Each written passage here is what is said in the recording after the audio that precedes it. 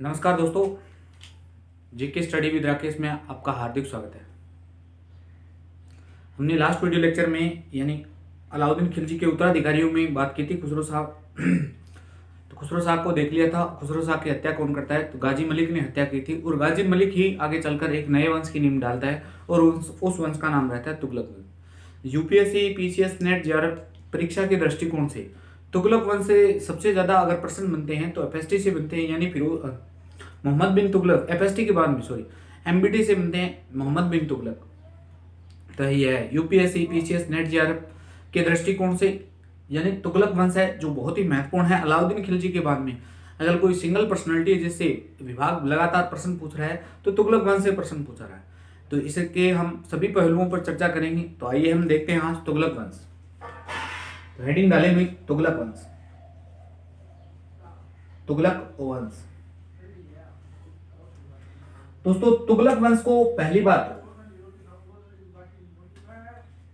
तुगलक वंश रहता है 1320 से लेकर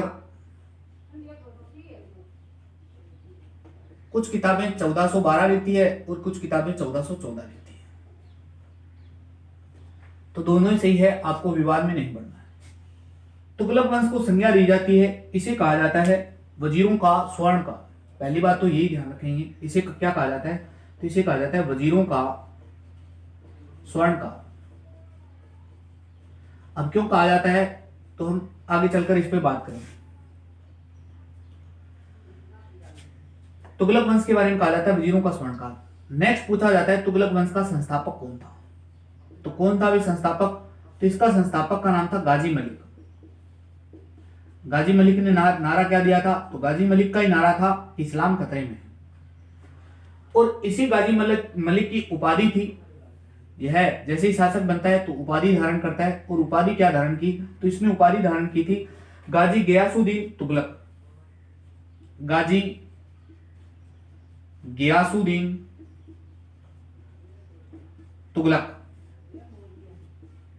तो ये इसी की उपाधि थी। अब बात करते हैं यानी तुगलक वंश कब से कब तक है? तो 1320 से लेकर 1412 या 1414 किताबें दोनों लिखती है। आपको विवाद में नहीं पढ़ना है। 1414 इसको इसी को कहा जाता है वजीरों का स्वर्ण काल। अगर शासक भी पूछेगा तो शासक का भी नाम आ जाएगा आगे चलकर। संस्थापक कौन है? तो इसी संस्थापक का नाम था गाजी मलिक। गाजी मलिक ने खुसरो शाह की हत्या की थी, यानी जिसको खिलजी वंश में पढ़ा था हमने। हिंदू मां से उत्पन्न होने वाला प्रथम सुल्तान भी था, ये गुजराती मां थी उसकी। तो उसकी हत्या की थी और इसी का नारा क्या था? तो इसी का नारा यानी मैंने लास्ट वीडियो लेक्चर में चर्चा कर रखी थी, इसने नारा दिया था। क्या नारा दिया था? कि इस्लाम खतरे में है। दिल्ली के अमीरों ने बुलाया था इसकी उपाधि है गाजी गयासुद्दीन तुगलक। अब थोड़ा सा तुगलकों पे बात कर लेते हैं।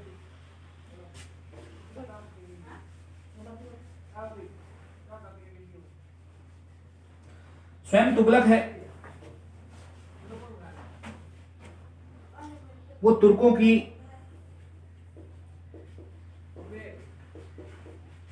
कुरेना शाखा से करोना शाखा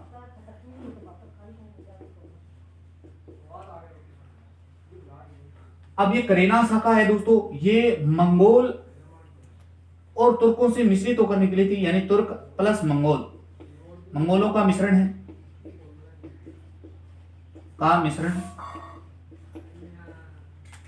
और तो इस गयासुद्दीन तुगलक की एक उपाधि और थी भी दोस्तों। इसकी उपाधि क्या थी? अल शहीद।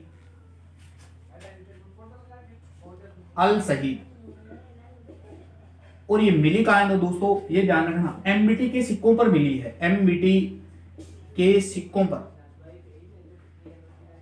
सिक्के यानी मोहम्मद बिन तुगलक के सिक्के मिलेंगे ना आगे, उस पर ये उपाधि मिली है। गयासुद्दीन तुगलक है ये शासक बनने से पूर्व उत्तर पश्चिम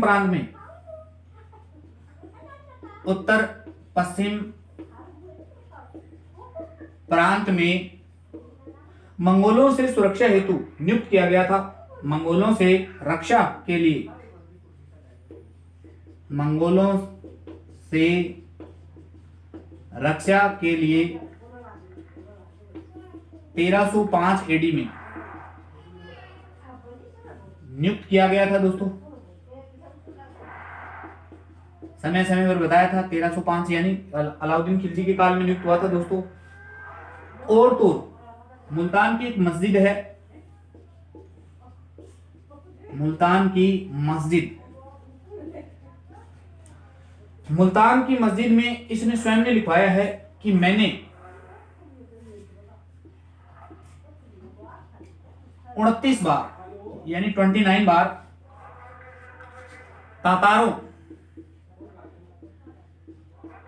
तातारों यानी मंगोलों को पराजित किया,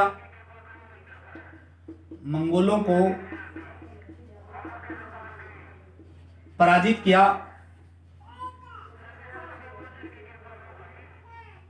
एवं मुझे गाजी की उपाधि मिली, एवं मुझे गाजी की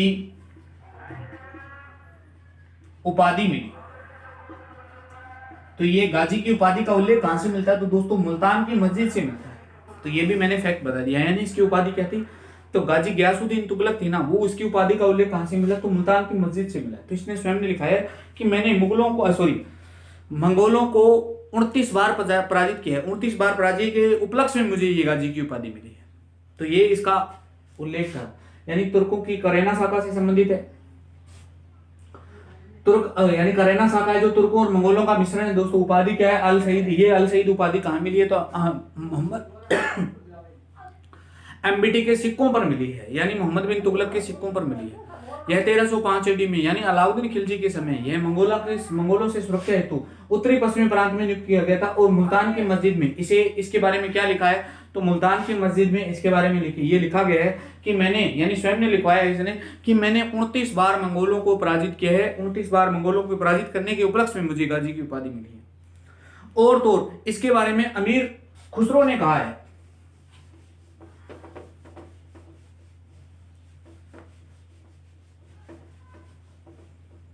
यानी अमीर खुसरो क्या कहता है? अमीर खुसरो ने यह 100 पंडितों के शिरोवस्त्र के बराबर दिमाग को यह 100 पंडितों के, यानी विद्वान था भी, बहुत चालाक आदमी था, पंडितों के शिरोवस्त्र के बराबर, पंडितों के शिरोवस्त्र के बराबर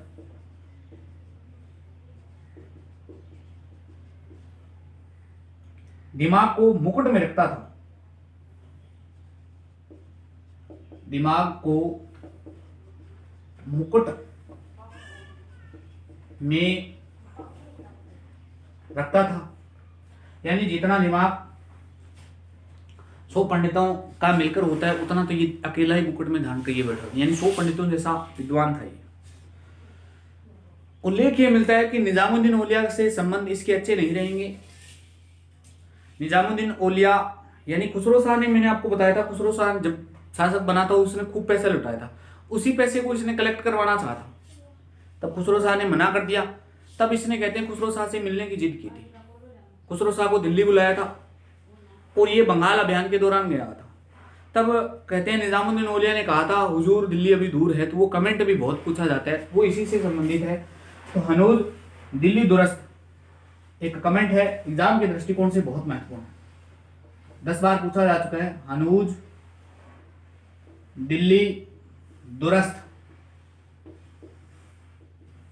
या इसी को कहते हैं हजूर दिल्ली दूर है, हजूर दिल्ली दूर है। किसने कहा था? तो निजामुद्दीन औलिया ने तुगलक से कहा था, औलिया ने तुगलक से कहा।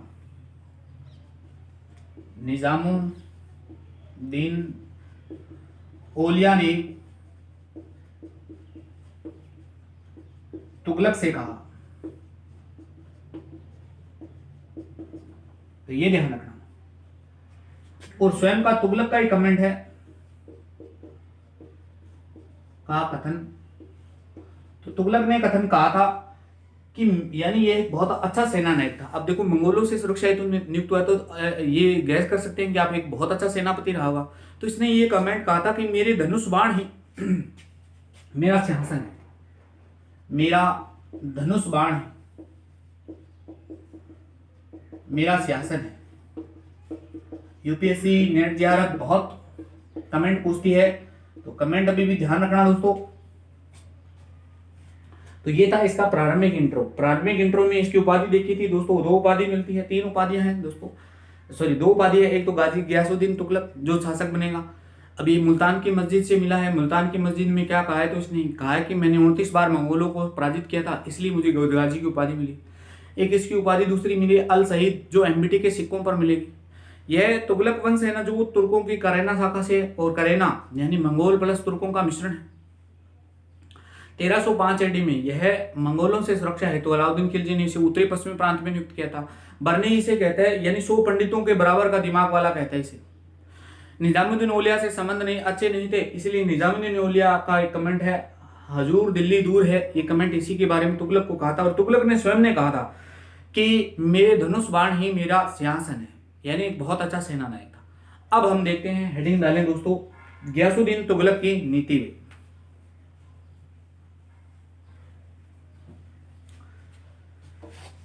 गयासुद्दीन तुगलक की नीति।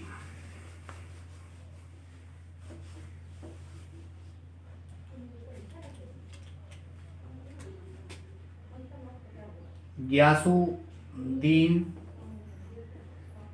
तुगलक की नीति, यानी इसने कौन कौन सी नीतियां बनाई। यानी हालांकि इसका कोई साम्राज्य विस्तार में इतना महत्वपूर्ण योगदान नहीं रहा, फिर भी हम देखते हैं, प्रत्येक पक्ष पर चर्चा करेंगे।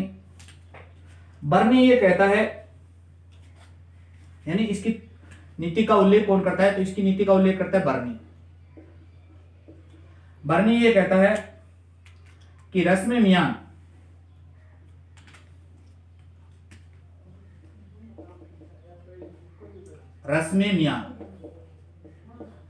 का मतलब होता है मध्यम नीति।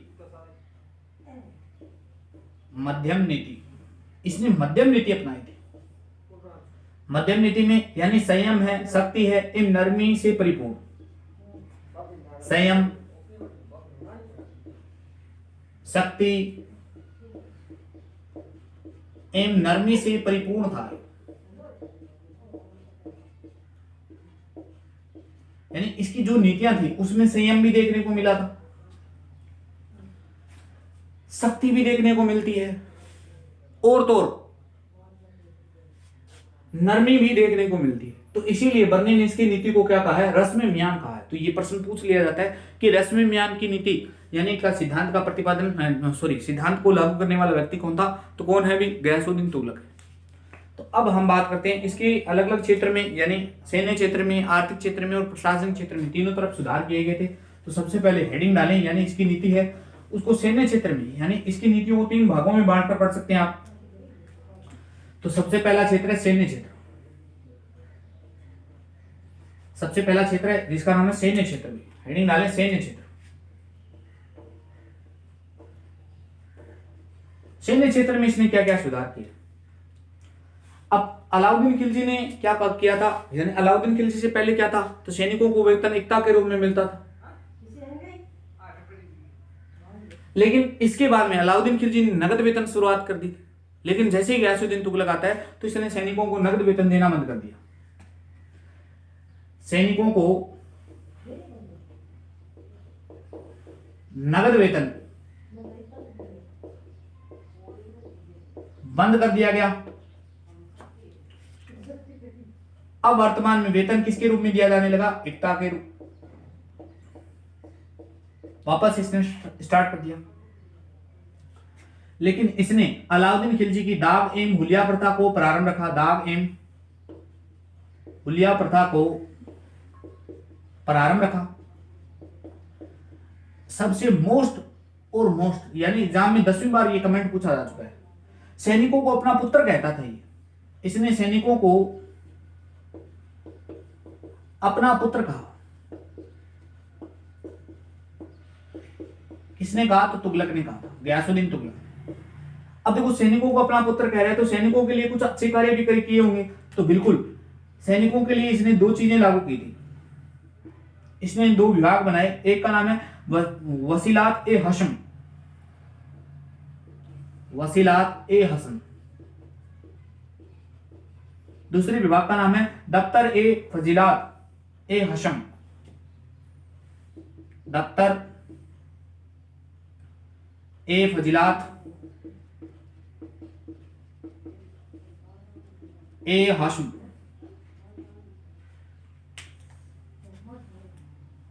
इसमें क्या था? तो इसमें सैनिकों का अब जो वेतन दिया जा रहा था ना, उसका रजिस्टर लगवा दिया इसने, और ये इसकी नियमित जांच करता था। यानी सैनिकों के वेतन का रजिस्टर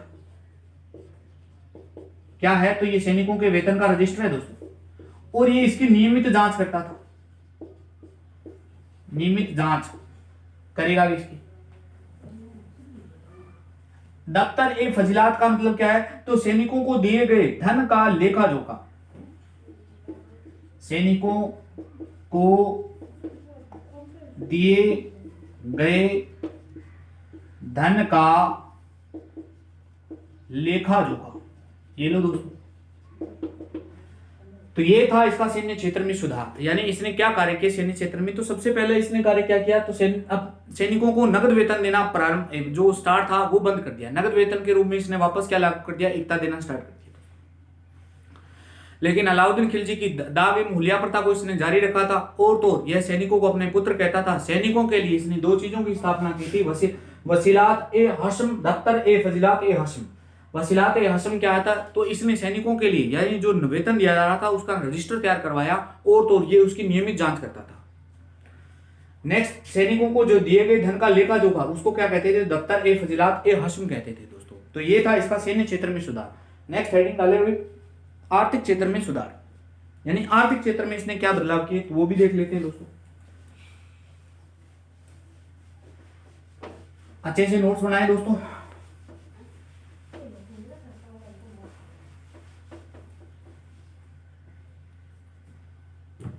आर्थिक क्षेत्र,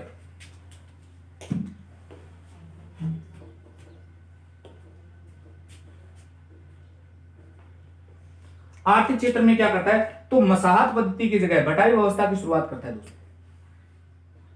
मसाहत पद्धति की जगह बटाई प्रथा की शुरुआत।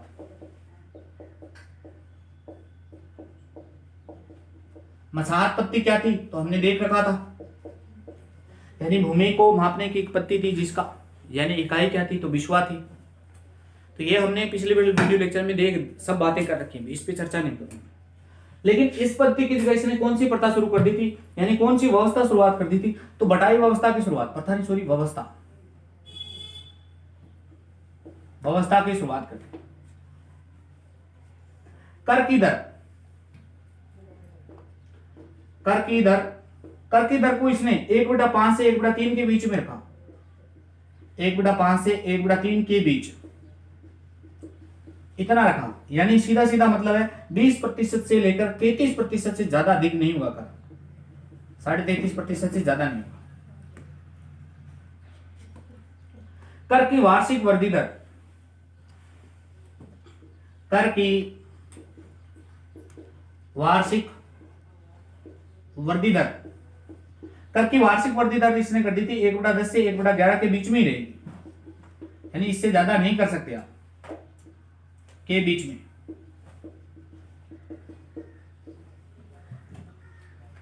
बस जिस चीज के लिए हम पढ़ रहे हैं वही ये है। इसने सबसे पहले नहरों का निर्माण करवाया। नहरों का जाल अलग व्यक्ति करवाता है, लेकिन पहली बार नहरों का निर्माण कौन करवा रहा है? तो यही कर रहा है, नहरों का निर्माण करवाया। तो ये प्रश्न खूब पूछा जाता है, 10 बार आज से पहले 10 बार पूछा जा चुका है। तो दिल्ली सल्तनत का प्रथम सुल्तान लिख सकते हैं, दिल्ली सल्तनत का प्रथम सुल्तान जिसने नहरों का निर्माण कराया।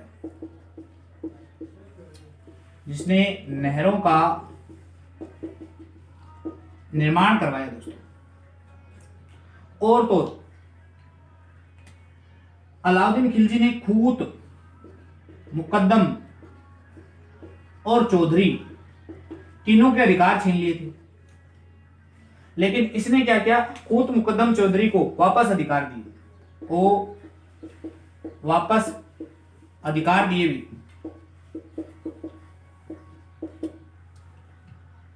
ये खूत, मुकद्दम, चौधरी है, ये भूमि कर नहीं देंगे, अब भूमि कर नहीं देंगे।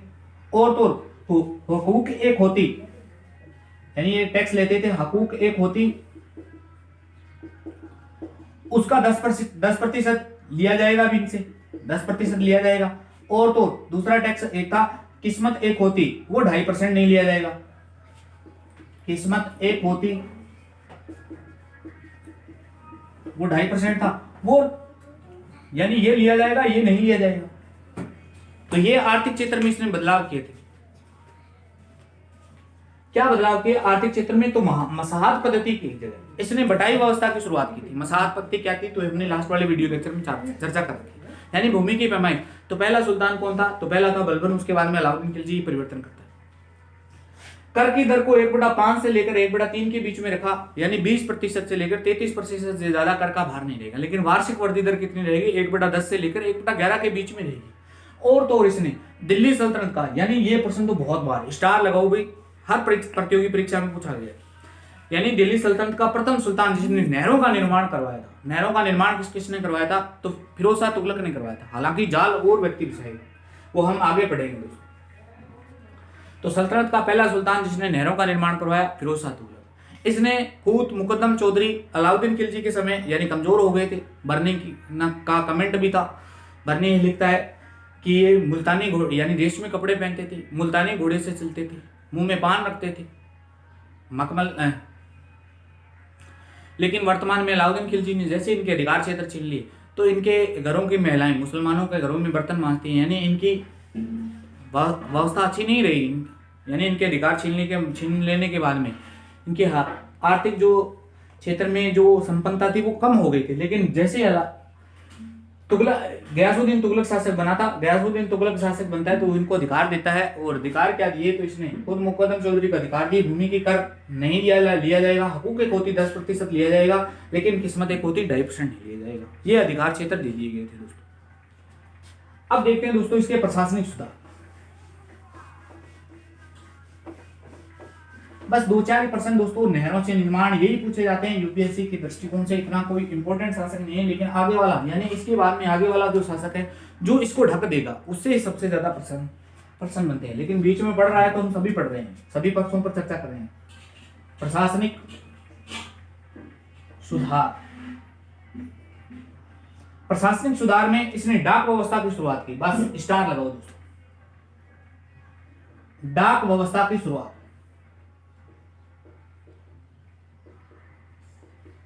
यानी आज से कभी पूछे कि डाक व्यवस्था की शुरुआत का श्रेय किसे जाता है, तो किसको जाएगा?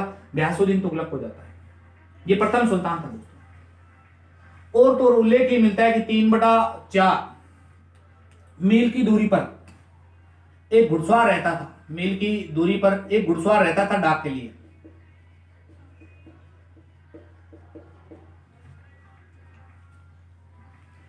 ये इसका प्रशासनिक सुधार है दोस्तों। इसने शराब के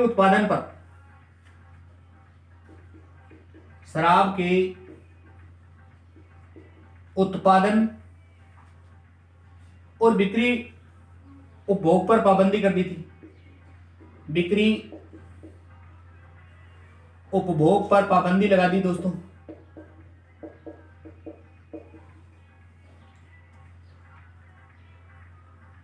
और तो उल्लेख मिलता है कि 53 धर्मशास्त्रियों से चर्चा कर इसने संगीत को पाबंद कर दिया था। 53 धर्मशास्त्रियों से अनुमति के बाद,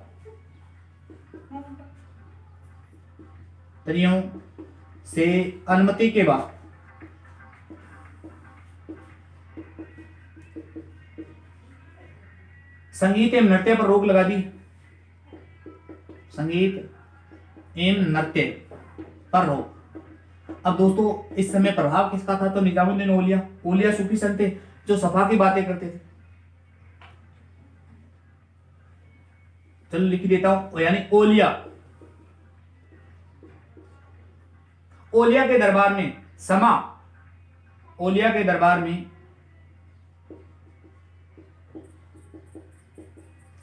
समा यानी महफिल में, महफिल में संगीत पर रोक लगा दी दोस्तों, नृत्य पर रोक। तो ये इसके प्रशासनिक सुधार थे। बस एक लाइन याद रख लेना आप, अगर याद रख, सबसे याद रखनी पड़ेगी दोस्तों। यानी डाक व्यवस्था की शुरुआत का श्रेय किसे जाता है, तो किसको जाता है, तो गयासुद्दीन तुगलक को जाता है। बस बाकी कोई बातें आपको याद नहीं रखनी। ओलिया से है तो ओलिया का हम विशेष भक्ति एवं सूफी आंदोलन में पढ़ेंगे दोस्तों। अब पढ़ते हैं दोस्तों इसका अंतिम पक्ष, इसका साम्राज्य विस्तार।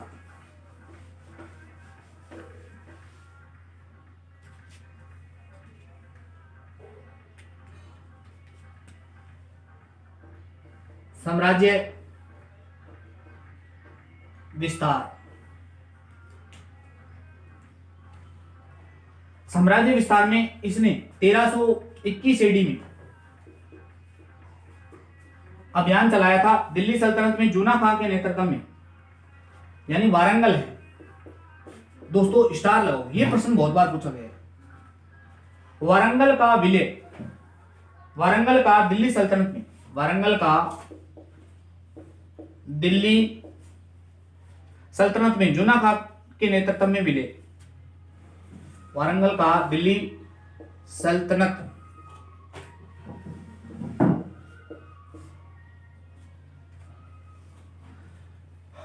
वारंगल का दिल्ली सल्तनत में जूना खां के नेतृत्व में विलय, के नेतृत्व में विलय।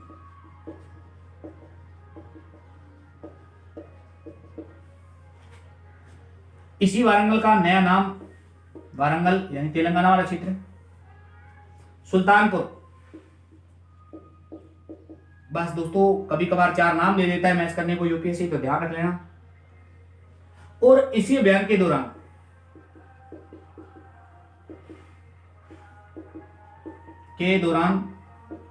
इसी जूना खां को युवराज घोषित कर दिया था। जूना खां को युवराज घोषित,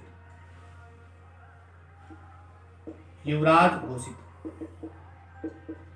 तीन बातें हैं, मोस्ट अभियानों में से एक आता है। वारंगल का दिल्ली सल्तनत में पहली बार विलय कब हुआ था, तो दोस्तों किसके नेतृत्व में, जूना खां के नेतृत्व में हुआ। लेकिन किसके कालखंड में हुआ, तो ये ध्यान रखना, फिरोज शाह गयासुद्दीन तुगलक, ये ध्यान रखना। नेक्स्ट बात करता हूं दोस्तों 1322 एडी में, 1323 एडी में लिख देता हूं, कोई इंपॉर्टेंट नहीं है। मदुरै की विजय और विलय, मदुरै की विजय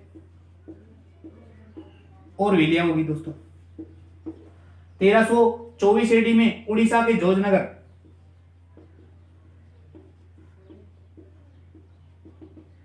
उड़ीसा के जाजनगर में भानुदेव द्वितीय, भानुदेव सेकंड को दंडित करने के लिए, अभियान को दंडित करने के लिए अभियान और विजय हासिल हुई। तो लगातार है क्रम से 1311 में वारंगल, उसके बाद में मदुरै, उसके बाद में उड़ीसा के जोधनगर। लेकिन 1324 इसी के उल्लेख नहीं मिलता है, यानी उड़ीसा से जानकारी कहां से मिलती है, तो 1324 में एक अभिलेख मिला दोस्तों, ये मोस्ट है, बहुत मोस्ट। एक अभिलेख मिला है 1324 का, इस अभिलेख का नाम है राजमुद्री, राजमुद्री कह सकते हैं आप इसे, या इसे कहते हैं राजमहेंद्री अभिलेख, राजमहेंद्री अभिलेख। उड़ीसा विजय की चर्चा कौन करता है, तो ये अभिलेख करता है दोस्तों, बस ये ध्यान रखेंगे। यानी जूना खां को इस अभिलेख में, पहली बात तो ये ध्यान रखना, जूना खां को दुनिया का खान कहा गया इस अभिलेख में, दुनिया का खान। और तो उड़ीसा जो विजय है ना, उड़ीसा विजय की जानकारी भी कहां से मिलती है, तो उड़ीसा विजय की जानकारी भी यहीं से, उड़ीसा विजय की जानकारी यहीं से मिलती है। नेक्स्ट 1324 ईस्वी में इसने अभियान किया था, उसके बाद में बंगाल पर। अब बंगाल पर स्वयं गया हुआ था दोस्तों, गयासुद्दीन और जफर खान, यानी बंगाल पर अभियान किया और विजय होती है। अब दोस्तों बंगाल से मैंने आपको नसरुद्दीन औलिया वाला बताया था ना, इसी अभियान के दौरान कहा था उसने, यानी इस अभियान से जब लौट रहा था तब इसने दिल्ली औलिया को दरबार में उपस्थित होने को कहा था, तब इसने कहा था, यानी जबरदस्ती ले आऊंगा ऐसा कुछ स्टेटमेंट है।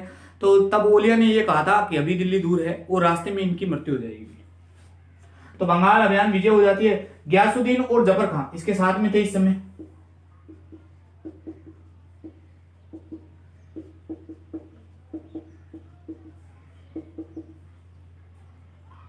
अब ये बंगाल अभियान से क्या है, इनके लौट रहा है, वापस लौट रहा है। इसी बीच में एक षड्यंत्र मानते हैं इतिहासकारों के अलग अलग है। 1305 ईस्वी में इसी षड्यंत्र की संज्ञा दी जाती है, इसे कहते हैं अफगानपुर षड्यंत्र या घटना। बंगाल इंपोर्टेंट नहीं है जितना ये है, बस आप कर्म से ध्यान रख लेना। वीडियो एक बार नहीं 2 बार देख सकते हो। 1325 एडी में इस घटना, ये मोस्ट है दोस्तों, अफगानपुर दिल्ली के पास में जगह पड़ती है दोस्तों, अफगानपुर षड्यंत्र।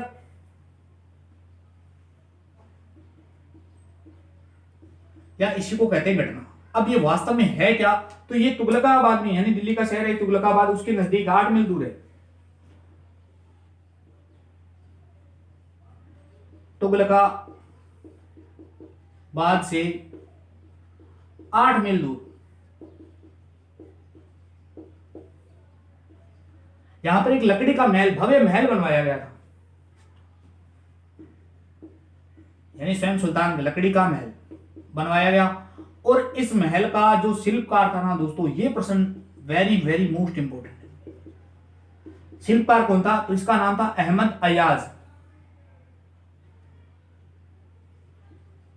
अहमद अयाज। अब देखो लकड़ी का महल, इतिहासकारों में अलग अलग मतभेद है, आप मतभेदों पे चर्चा नहीं करूंगा, लेकिन इस कुछ भी हो इसमें इसकी दबने से मृत्यु हो जाती है। गयासुद्दीन तुगलक, गयासुद्दीन तुगलक और इसका बेटा था, छोटा बेटा, जिसका नाम था उनका छोटा पुत्र, उसका नाम था दोस्तों मसूद खां। मसूद खां की दबने से मृत्यु। बस ये षड्यंत्र जरूर याद रखें। 1325 में कौन सा षड्यंत्र है, अफगानपुर षड्यंत्र, या इसी को कहते हैं अफगानपुर घटना दोस्तों। यानी तुगलकाबाद से 8 मील दूर है, इसमें एक लकड़ी का महल, यानी सुल्तान के लिए एक महल, यानी ठहरने के लिए व्यवस्था की गई थी। लेकिन किस्मत का करिश्मा देखिए, ओलिया का जो कमेंट था उल्लेख मिलता है, कुछ तो ये कहते हैं कि एमबीटी ने ही अपने पिता की हत्या करवा दी थी, लेकिन वो सब इतिहासकारों के अलग अलग मतभेद है, आप इस पे चर्चा नहीं करेंगे। आपको सिर्फ जो ऑथेंटिक बातें हैं, कभी भी यूपीएससी, पीसीएस, नेट, जेआरएफ विवाद से प्रश्न नहीं पूछती है। आप इतना ध्यान रखेंगे कि लकड़ी का महल था, इसका शिल्पकार कौन था, अहमद अयाज था, लेकिन इस महल के गिर जाने की वजह से गयासुद्दीन तुगलक व उसका छोटा पुत्र मसूद खां की दबने से मृत्यु हो गई थी दोस्तों। तो ये था दोस्तों तुगलक वंश की नींव, और हमने तुगलक वंश के संस्थापक को पूर्णतः डिटेल से पढ़ लिया। आगे हम पढ़ेंगे मोहम्मद बिन तुगलक, तो उसको हम देखेंगे नेक्स्ट वीडियो में। तब तक बने रहिए दोस्तों, धन्यवाद दोस्तों, मिलते हैं नेक्स्ट वीडियो में।